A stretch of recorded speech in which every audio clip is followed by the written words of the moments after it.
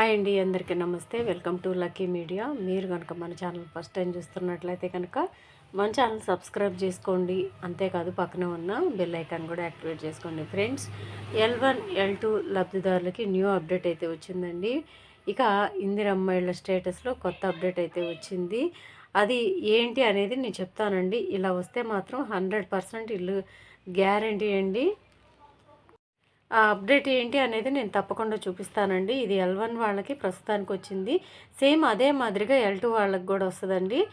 ఎలా వస్తుంది అసలు ఈ ఆప్షన్ అనేది ఎలా వస్తుంది, ఈ కొత్త అప్డేట్ ఏంటి అనేది పూర్తి వివరాలు అందిస్తాను.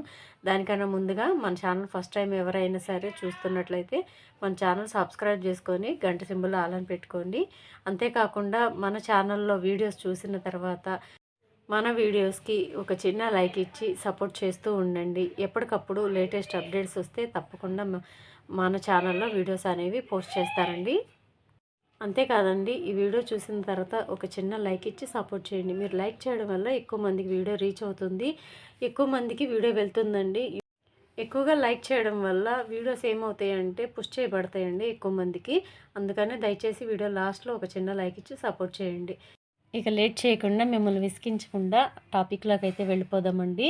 ఇక ఈరోజు వచ్చిన అప్డేట్ ప్రకారం మనకి L1 అండ్ L2 వాళ్ళకి న్యూ అప్డేట్ ఏంటంటే, ఇక్కడ మనకి స్టేటస్ అయితే ఓపెన్ అవుతుంది కదండి. L1 వాళ్ళకి కానీ L2 వాళ్ళకి కానీ L3 వాళ్ళకి కానీ స్టేటస్ అనేది మనం ఆధార్తో కానీ, రేషన్ కార్డుతో కానీ, అప్లికేషన్ ఐడితో కానీ, ఫోన్ నెంబర్తో కానీ స్టేటస్ అనేది చెక్ చేసుకునేటప్పుడు మనం ఏదైనా ఒక ఆప్షన్ ఇచ్చి ఎంపిక చేసుకున్న తర్వాత మనకి స్టేటస్ అయితే ఓపెన్ అవుతుంది కదండి. అలా ఓపెన్ అయిన తర్వాత ఇక్కడ మనకి అప్లికేషన్ స్టేటస్ దగ్గర పెండింగ్ ఫర్ ఎంపీడీఓ అప్రూవల్ అని ఉంది కదండి.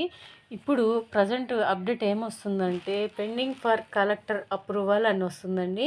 మీరైతే ఒకసారి చెక్ చేసుకోండి, మీకేమన్నా అట్లా వచ్చిందేమో. అలాగా కలెక్టర్ అప్రూవల్ అనేది వచ్చిందంటే మీకు 100% ఇల్లు గ్యారంటీగా వస్తుందండి.